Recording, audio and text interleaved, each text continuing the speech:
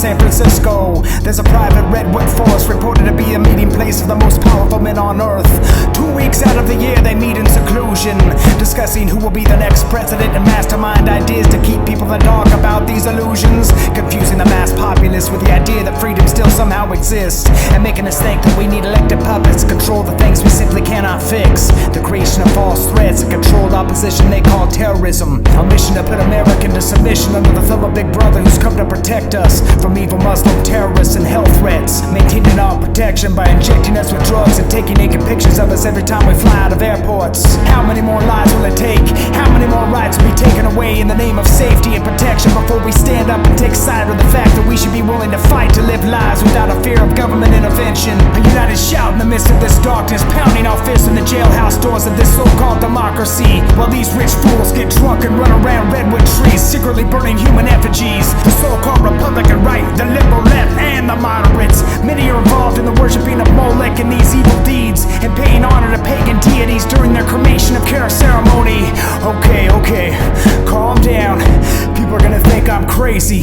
Let me lay it out straight, because now I'm getting emotional, which is easy to do when it turns out the so-called leaders and movers and shakers that make our world go round actually do these things in secret, and to think that they've been getting away with this for over 100 years without us knowing it. That is, until now. In 1872, a bunch of rich suits formed the secretive group, which consequently grew to include many of the richest, most powerful men on earth, presidents too. Those who are in the loop that make decisions that affect me and you. Just investigate these things, try and refute it to see if it's really true. They originally gave tribute to a 50-foot Buddha statue, which has now been removed and reduced to a 40-foot pagan owl. Want proof?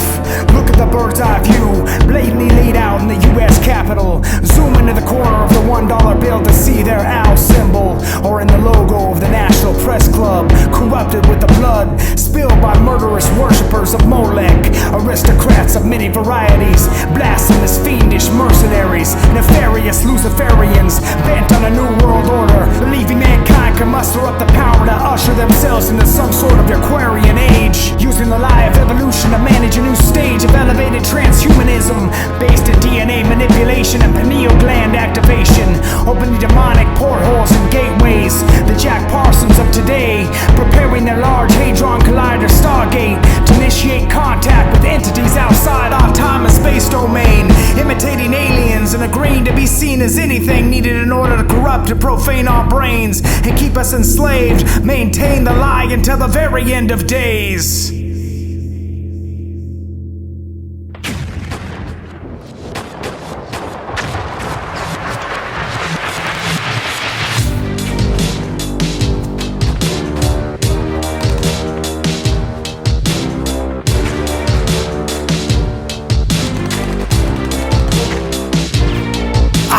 Reoccurring dream, I'm on a battleground with bullets whizzing by my head, the bombs are all around. I'm trying to fight the enemy, but they're invisible. No place to run and hide, extremely inhospitable. A barren land that's treacherous and perilous. Malicious villains all around me that are merciless. It's a hazardous environment that's sinister. I feel like Jonah in the whale, like I'm a prisoner. And just like him, my weapons are not physical. My arsenal consists of powers that are spiritual.